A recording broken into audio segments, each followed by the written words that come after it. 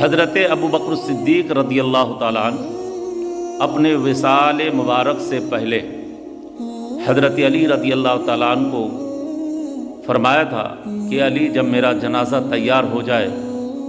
تو حجرہ شریف یعنی حضور صلی اللہ علیہ وسلم کے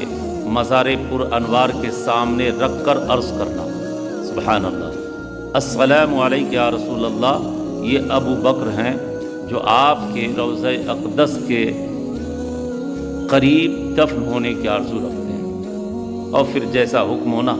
پھر ویسا کرنا۔ چنانچہ حضرت علی آپ کی وصیت کے مطابق آپ کے جنازہ مبارک کو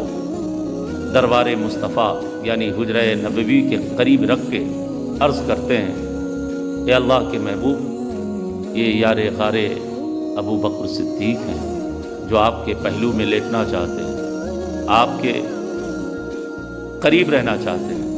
اللہ، پھر آواز آئی، جو حجرہ پہلے سے بند تھا نا وہ خود بخود کھلا، اور آواز آئی،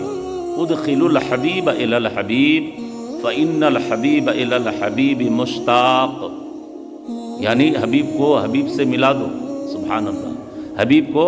حبیب سے ملا دو، حبیب کو حبیب سے ملنے کا بڑا اشتیاق ہے، سبحان اللہ۔ یہ شان ہے حضرت ابو بکر صدیق کی، یہ عظمت ہے حضرت ابو بکر صدیق کی۔ پھر جیسے اجازت ملی نا تو پھر آپ کے جنازہ کو اندر لے کے گئے، اور اندر